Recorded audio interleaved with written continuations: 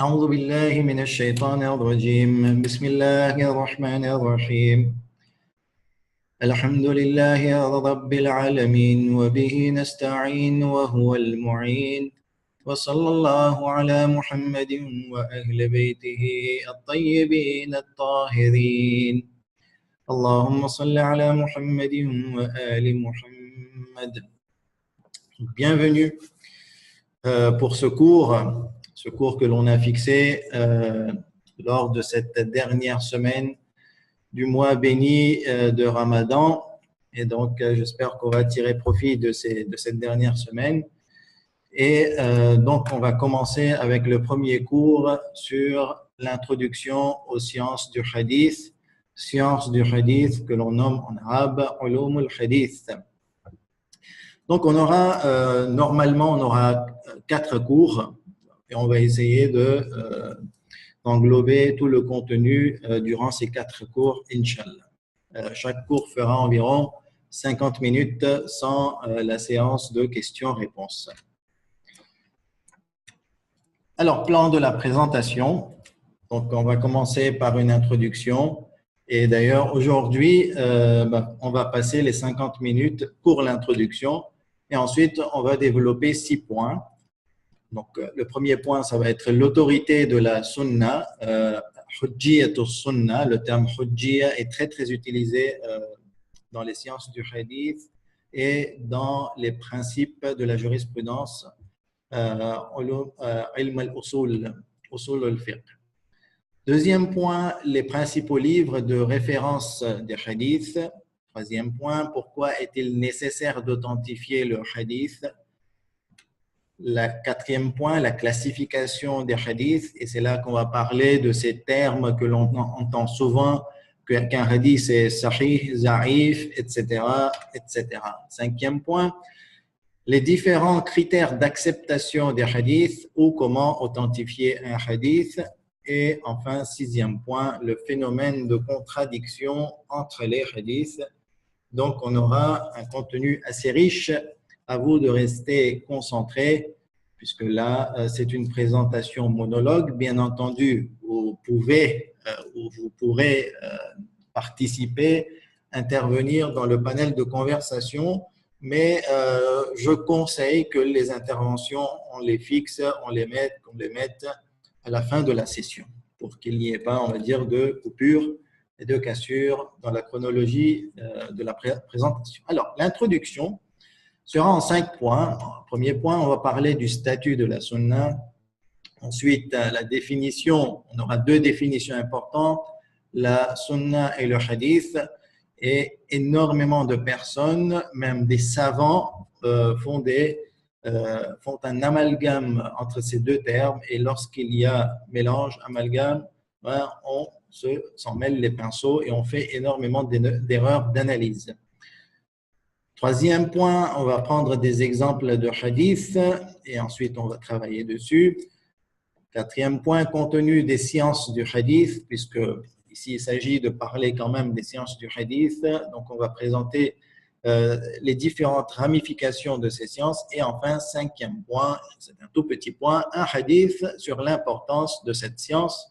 Donc vous l'avez bien compris, notre sujet tourne autour du hadith et non autour du Coran, comme on l'a bien fait pendant les 15 premiers jours lors de l'atelier de réflexion coranique. Alors, on va commencer par dire que dans notre vie, nous sommes influencés par des milliers, des millions d'informations qui nous arrivent à travers nos canaux, les moyens de perception qui sont les yeux, l'ouïe, d'accord, donc la vue, l'ouïe principalement, et selon même la psychologie, 95% ou même 97% des informations qui nous arrivent vers le cerveau passent par la vue et l'ouïe, et ensuite il y a les 3 autres sens. Donc nous recevons des milliers, des millions d'informations dans notre vie depuis notre naissance, depuis notre arrivée dans ce monde, et peut-être même lorsqu'on était dans le ventre de nos mères. Et ces informations nous influencent. Bien entendu, ici, on va parler d'informations religieuses. Donc, ces informations religieuses relatives à la religion, relatives à l'islam, principalement, puisque c'est le sujet de notre discussion, c'est la base de notre discussion, elles vont influencer principalement sur deux domaines. Le premier domaine, c'est notre croyance religieuse, et le second domaine, ce sont nos actions et notre pratique religieuse. Sachant que notre croyance religieuse s'obtient principalement, c'est-à-dire au niveau de l'islam, de trois sources. La première source, c'est la raison. Dieu, ou bien, disons, on va dire, pour être objectif, la nature, nous a dotés de raison. Et c'est là que par la raison, nous allons réfléchir et nous allons déduire des informations sur lesquelles nous allons nous baser et que nous allons croire. Il y a le Coran comme deuxième source d'information religieuse pour la croyance et il y a la Sunna. Pour le moment, je ne fais pas de distinction entre Sunna et Hadith. Ensuite, au niveau des actions religieuses, mais c'est pareil. Au niveau de l'islam, il y a principalement deux sources d'information qui sont le Coran et la Sunna. Exemple, concernant la croyance qui nous est déduite et qui provient de la raison, c'est Allah existe, il y a un créateur, c'est lui qui a créé ce système existentiel, qui a donné existence à l'univers et il est un, il est unique. Ça, c'est déduit par la raison et je vais le croire. Il y a des informations qui me proviennent du Coran comme Allah a envoyé des prophètes, les anges existent, les djinns existent, etc., etc. Ou il y a d'autres informations qui nous viennent particulièrement de la Sunna, comme Ali ibn Abi Talib alayhi salam est le successeur du prophète. Donc pour les chiites, il n'y a pas de doute, le hadith al-Ghadir marque clairement la succession et le califat de Ali ibn Abi Talib alayhi salam. Ou bien il y a 12 imams qu'il faut obéir. Donc là, on a bien fait la distinction entre les différentes sources des informations au niveau de la croyance. Concernant les actions de l'islam, il y a ceux qui nous proviennent du Coran, comme la prière, le jeûne, le zakat, le khums, tenir ses promesses. Et nous avons vu pas mal d'exemples lors de l'atelier coranique pour ceux qui étaient présents avec nous. Au niveau de la sunna, nous avons des exemples comme il faut prier quotidiennement et obligatoirement 17 unités de prière, 17 raka'at de prière, ou bien, par exemple, concernant les femmes, les menstrues invalident le jeûne, où le khums est obligatoire sur les bénéfices et, par exemple, ce genre d'informations sur tout bénéfice, ça nous provient de la sunna et des hadiths. Donc, nous avons maintenant besoin d'analyser et de décortiquer ces sources des informations qui sont présentes dans notre esprit et qui nous ont influencés concernant notre croyance et notre pratique. On avance. On a dit qu'on va étudier principalement et même exclusivement l'introduction pour le cours d'aujourd'hui. Et donc là, c'est le premier point au niveau du statut de la sunna. Donc, premier point ici, c'est que la sunna, comme vous l'avez vu dans la diapo précédente, c'est la deuxième source d'information islamique après le Saint-Coran. Disons qu'il n'y a que deux principales sources pour les informations islamiques. Il y a le Coran, il y a la sunna. Par contre, la raison fait office d'outil qui va nous servir d'analyser toutes ces informations et ensuite produire les résultats qui nous proviennent de ces deux sources. Ce qu'il faut marquer, ce qu'il faut retenir, et ce qui est très très important pour le cours d'aujourd'hui et pour les cours à venir, c'est que la sunna, d'accord, et que l'on va présenter, et on va le dire, et on va même répéter, la sunna, ce sont les paroles et les faits et gestes des infaillibles, d'accord. Ils nous ont été transmis avec énormément de difficultés à travers les époques. On va en revenir plus tard, Mais ce point est très, très important. Tous les musulmans, tous les savants musulmans sont d'accord et sont unanimes sur le fait qu'il y a eu énormément de difficultés pour la transmission des hadiths à travers les époques. Ici, par difficulté, on pourrait dire falsification et mensonges ont énormément existé chez les musulmans, malheureusement. Au contraire du Coran, où il y a une quasi-unanimité qui dit que le Coran n'a pas été falsifié et qu'il y a une facilité de transmission à travers les époques, c'est tout à fait naturel. Pourquoi? Parce que la base de la révolution du prophète, la base du changement du prophète était le Coran. Et dès le départ, la première génération des musulmans ont commencé à apprendre par cœur le Coran, surtout dans une société qui vivait avec, on va dire, la transmission orale. Et lorsqu'ils ont appris le Coran par cœur, ils l'ont transmis à travers les époques, au fur et à mesure, de génération en génération, jusqu'à chez nous. Et ça a toujours été la base de l'islam. Donc, il y a eu quand même, on a réussi à préserver facilement le Coran. Troisième point qu'il faut marquer ici, c'est que lorsqu'on parle de difficultés énormes lors de la transmission des hadiths, mais il est nécessaire d'étudier en profondeur les sciences du hadith, d'accord, tout simplement pour ne pas entrer dans des erreurs très graves et ainsi associer des informations à Dieu alors qu'elles ne proviennent pas de Dieu, mais elles proviennent simplement de personnes qui ont falsifié les hadiths. Donc, il est nécessaire de faire toute une étude historique pour avoir, on va dire, une vision claire concernant les hadiths. Et enfin, j'aimerais préciser que nos cours ne sont que des préliminaires, c'est une introduction, c'était le premier terme de notre titre et il ne faut pas se précipiter et conclure à la fin de ces cours que ça y est, je connais les sciences du hadith et je peux me suffire de ce qui m'a été transmis lors de ces 4 cours. Donc, soyons vigilants, ne nous précipitons pas. Les sciences du hadith sont des sciences très profondes et il est nécessaire d'avoir, on va dire, une vision quand même au départ globale, générale, c'est ce qu'on va essayer de vous donner, mais ensuite aller en profondeur pour pouvoir aller vers la recherche concernant ce sujet. Deuxième point de l'introduction, définition de la sunna et du hadith. Donc, vous avez le texte en face de vous, on va le lire ensemble. La sunna, c'est l'ensemble, okay, c'est pas une seule parole, c'est l'ensemble des paroles, des faits et gestes des infaillibles. Et là, entre parenthèses, après geste, j'ai mis qui comprend le silence approbateur, pardon. Donc, il peut y arriver que le prophète, les infaillibles concernant les sunnites, c'est uniquement le prophète.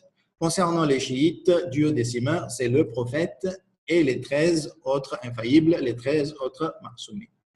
Donc, lorsqu'ils disent des paroles, lorsqu'ils récitent quelque chose, lorsqu'ils font quelque chose, lorsqu'il y a un geste et même un silence, d'accord, ben, tout cela fait partie de la sunna, d'accord. Donc, c'est vraiment, on va dire, l'action concrète. Par contre, le hadith ou le riwayat, puisque ce terme existe beaucoup, il y a d'autres termes aussi comme khabar qui pourraient être, je dis qui pourraient être, selon certaines définitions, synonymes de hadith et de riwayat, mais il y a divergence entre les savants concernant la définition de khabar. Par contre, hadith et riwayat, c'est quand même très proche et ce sont des synonymes utilisés. Donc, hadith, c'est le texte, l'écrit, ou la parole qui relate la sunna. Donc, c'est le texte ou la parole qui relate les paroles, faits et gestes des infaillibles. Et donc, là, vous devez absolument, on va dire, marquer, retenir cette différence puisqu'elle est fondamentale. La sunna est l'ensemble des paroles, faits et gestes. Par contre, le hadith, c'est le texte ou la parole qui relate la sunna. D'accord? Donc, peut avancer et on va dire que là, la frise en bas, la flèche en bas, elle, c'est une frise, elle marque les époques et on va commencer depuis l'époque du prophète.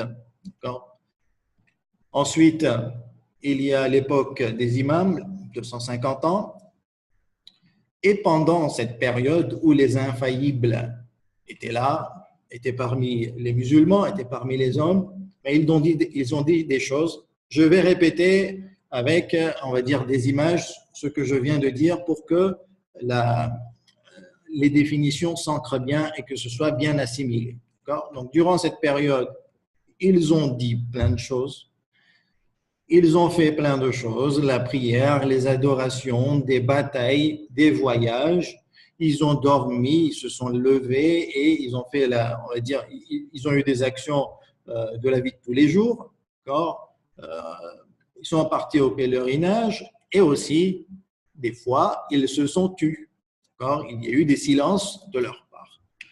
Tout cela représente la sunna. Ensuite, dès l'époque du prophète et surtout des imams concernant les chiites, tout cela a été rapporté. Au départ, c'était verbalement, oralement. Donc, tout cela a été rapporté et ensuite, ça a été mis à l'écrit à l'époque même des imams. Et donc, ce texte ou ces textes et ces paroles qui relatent la sunna, ce sont des hadiths.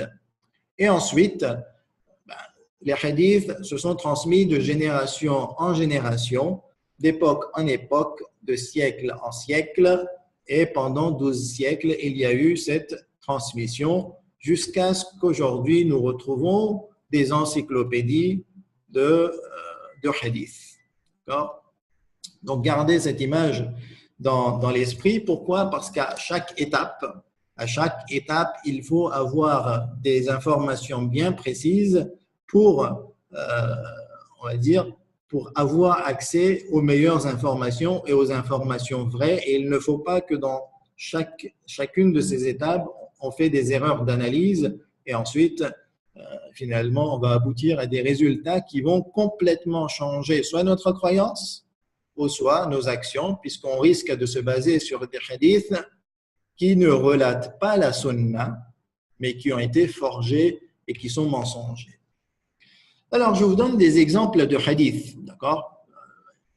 Là, ce n'est pas des hadiths mensongers, ce sont des hadiths que l'on retrouve dans différentes encyclopédies. Donc, pour bien marquer le sujet, c'est quoi un hadith? Donc, c'est un texte qui relate la sunna. Dans Al-Kafi de Al-Kulayni, on trouve le hadith suivant. Vous avez le texte et en bleu, vous avez des noms, d'accord?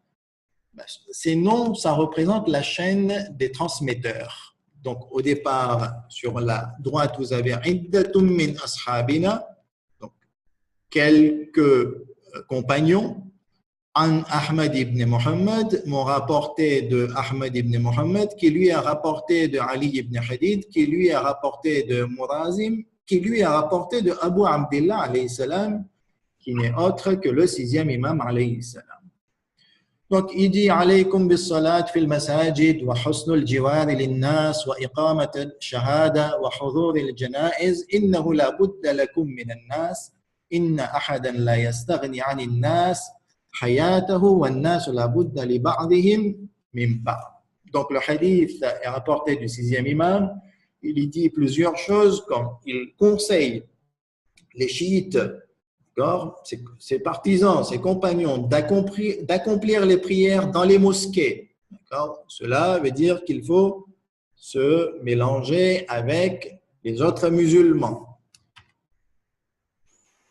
Il faut être de bons voisins, avoir de bons rapports avec les autres, ne pas délaisser la vie sociétale, donc aller au tribunal pour témoigner si cela est nécessaire, être présent lors des funérailles des gens, etc., jusqu'à ce que l'imam dise « Certes, vous avez besoin des gens et aucun de vous ne peut se suffire d'eux dans sa vie et il faut qu'ils s'entraident les uns et les autres. » Et ce hadith est particulièrement utilisé ou plutôt présenté par ceux qui disent que la culture des imams, c'était de respecter tous les musulmans, se mélanger avec eux, ne pas délaisser la vie sociale. Et donc, on voit clairement que ce hadith, il peut ou il influence directement notre pratique et notre mélange avec les autres musulmans. Deuxième hadith, il est toujours de Al-Kafi, et là, il concerne le nombre des imams.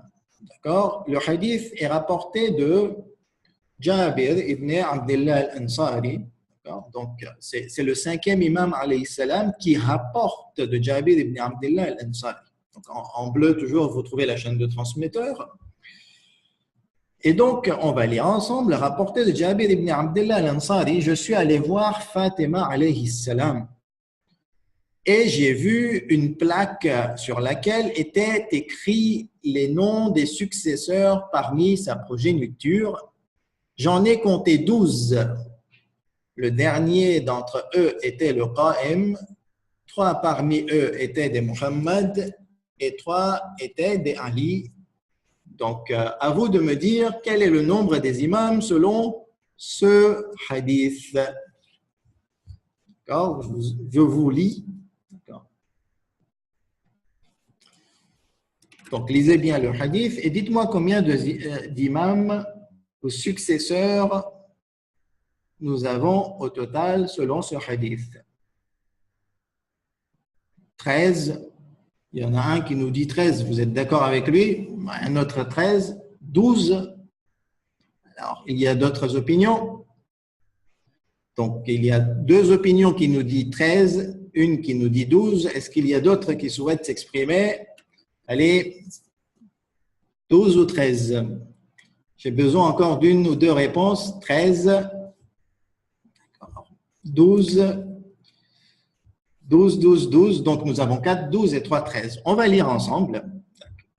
Jabir dit qu'il est parti voir Fatima, c'est compréhensible, et il a vu une plaque, un document sur lequel étaient écrits les noms des successeurs parmi sa progéniture.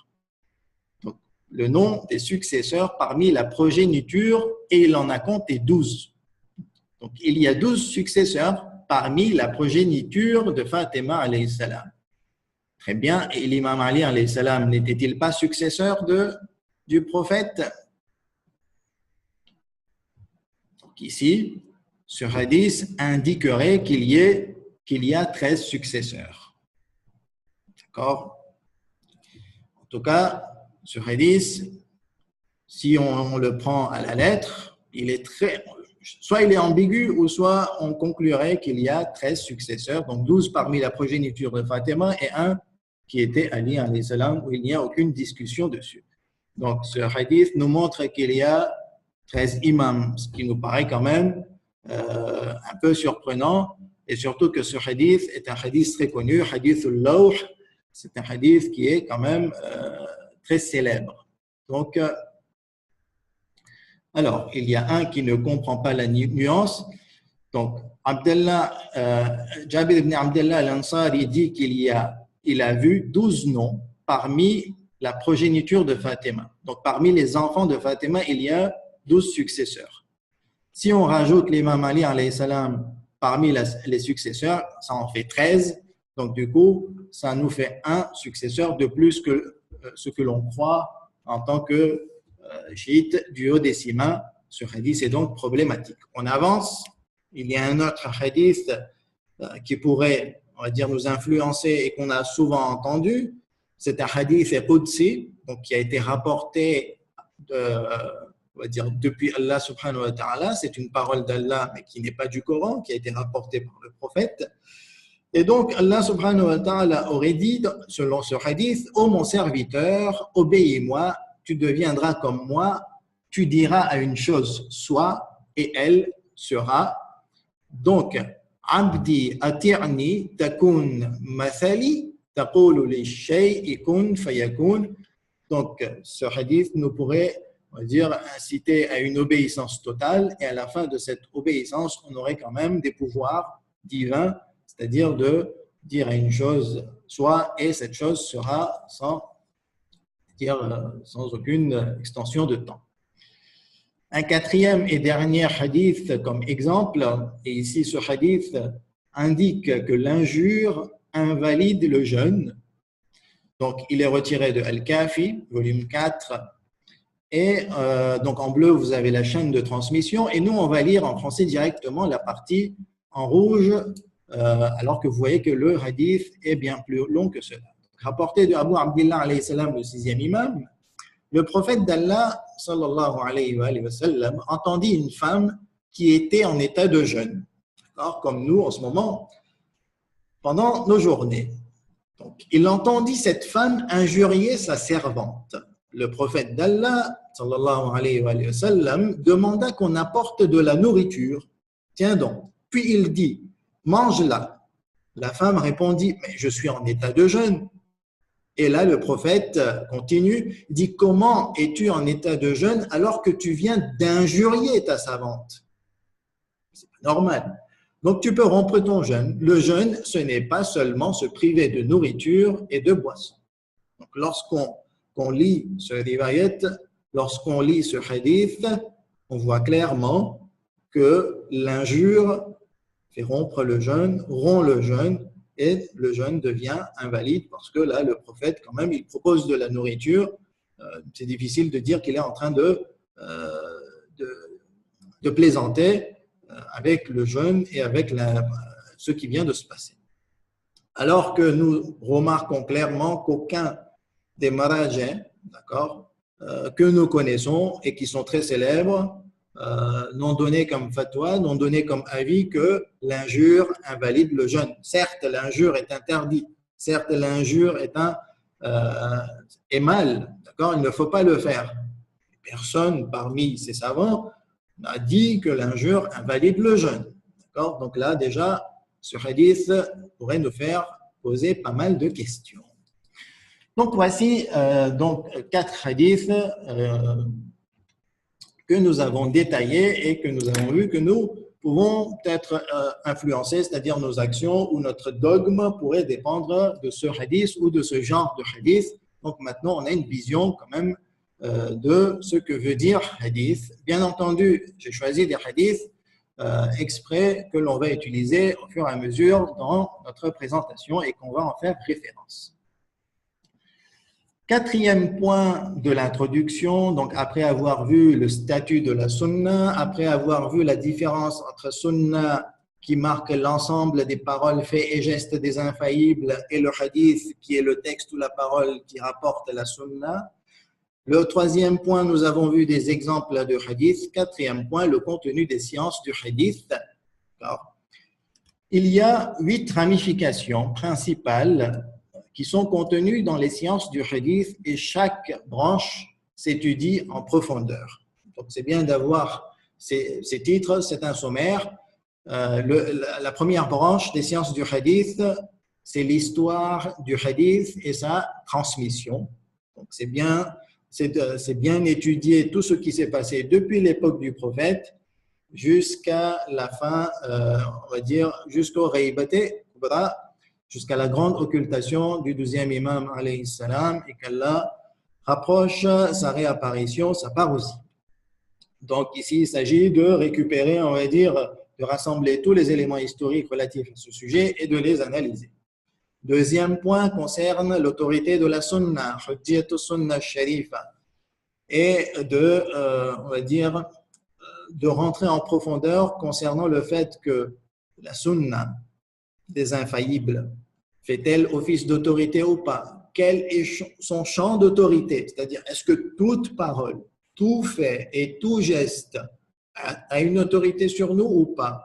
Ou que certains faits et gestes, puisqu'ils étaient relatifs à la vie quotidienne des infaillibles et qu'ils n'avaient pas de répercussions sur ni la croyance religieuse ni la pratique religieuse, finalement, ces faits-là, ces gestes-là ne font pas office d'autorité. Ou bien, comme le disent la majorité des frères sunnites, que comme le prophète était infaillible uniquement dans la transmission du message, à ce moment-là, la sunna relative à la transmission du message divin fait office d'autorité, mais tout ce qui est sunna qui sort de ce champ, d'accord, d'infaillibilité ne fait pas office d'autorité.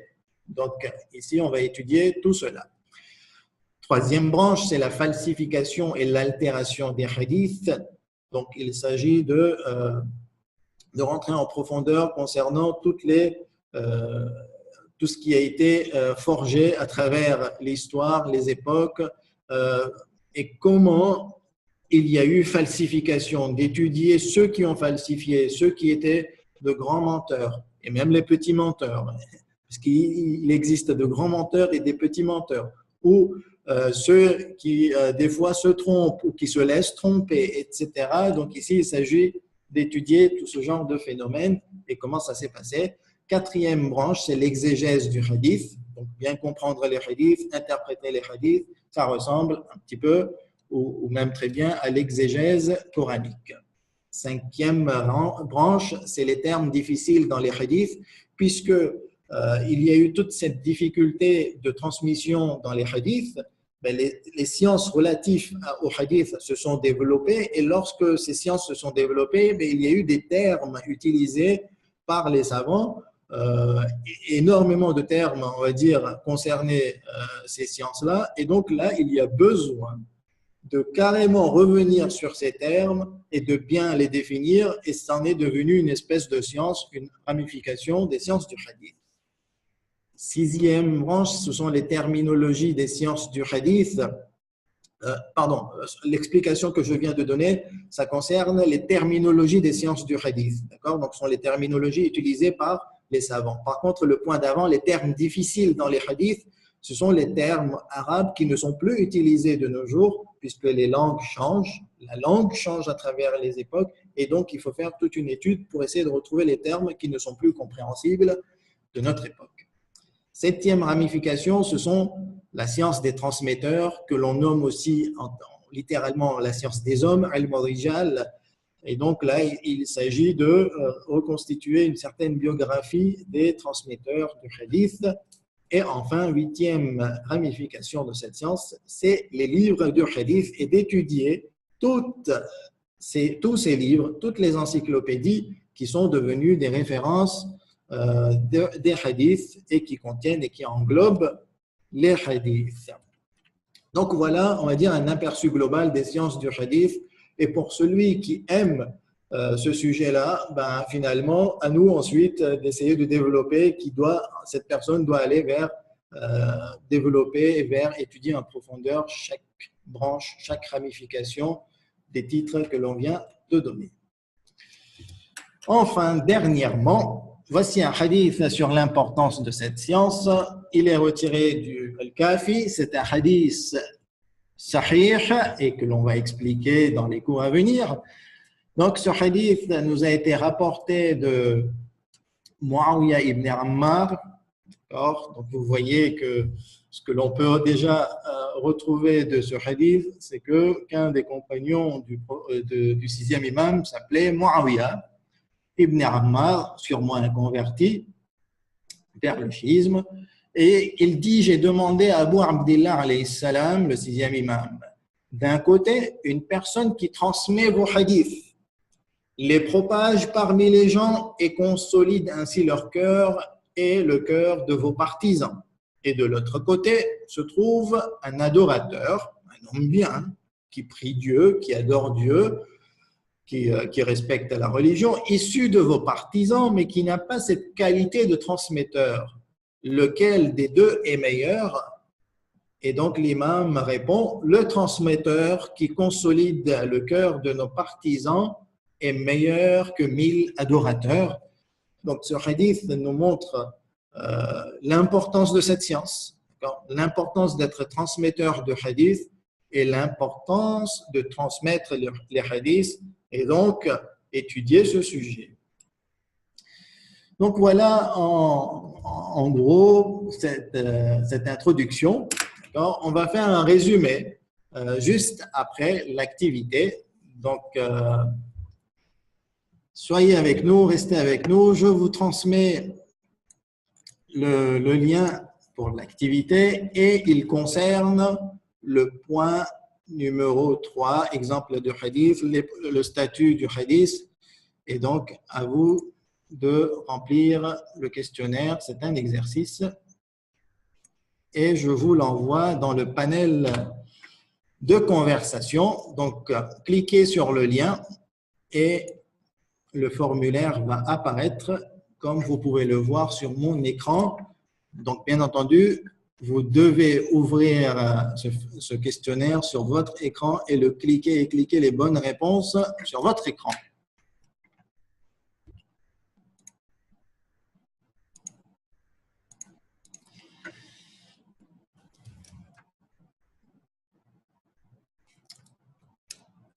Donc, souhaitez-vous que je lise avec vous les questions ou elles sont claires?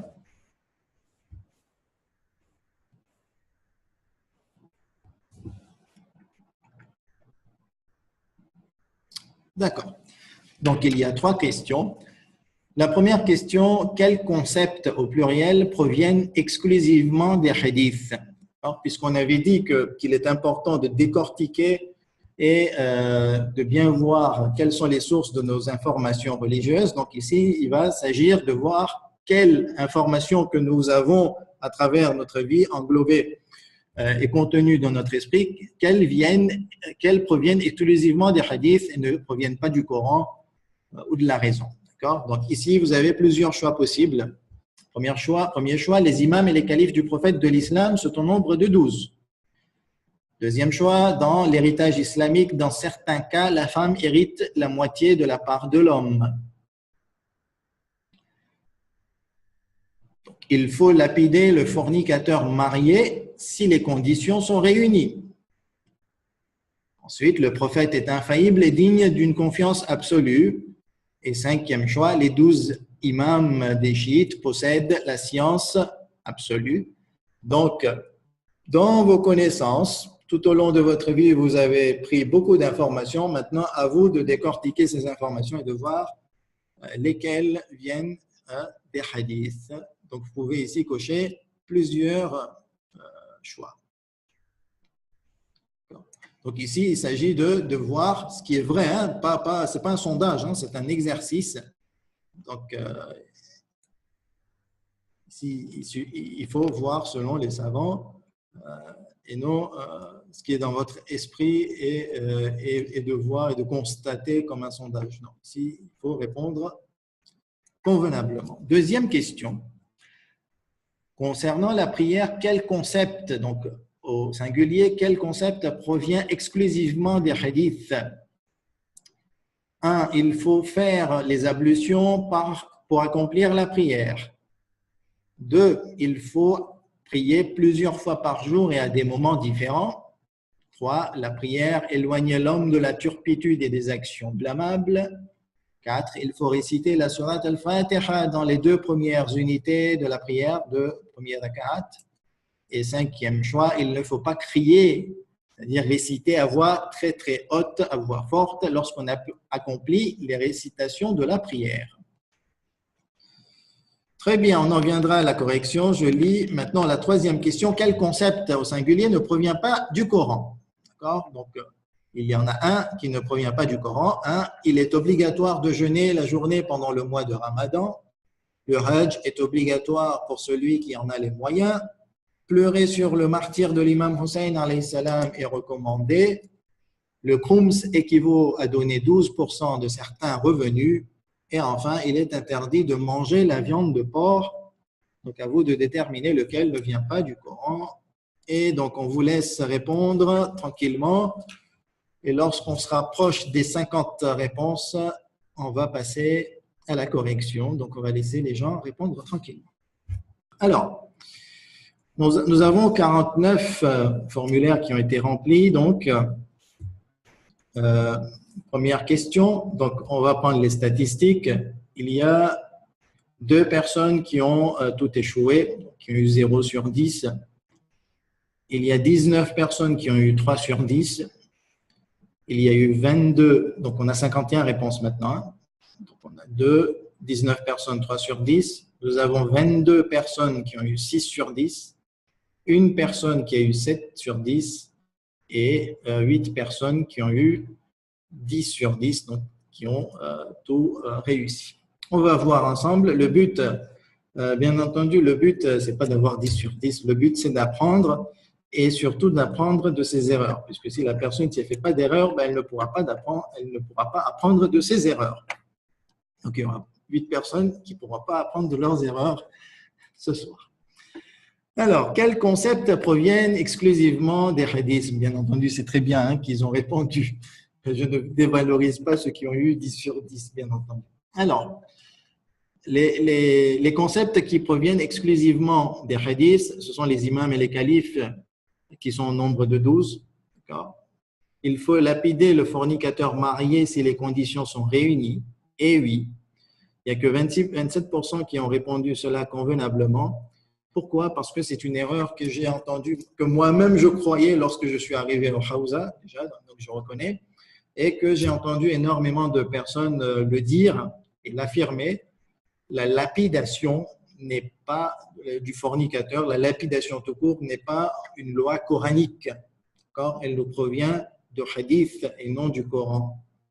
Donc il faut l'enregistrer. Pourquoi? Parce que ceux qui ne sont pas d'accord avec l'islam, pour ne pas utiliser d'autres termes, mais ils utilisent énormément cet argumentaire, oui, dans le Coran, il y a la lapidation, etc., etc. Ben, ce n'est pas du tout précis. Et troisième choix qui était convenable ici, qui était bon, c'est les 12 imams des chiites possèdent la science absolue. Donc ici, vous avez bien 43 quand même bien répondu.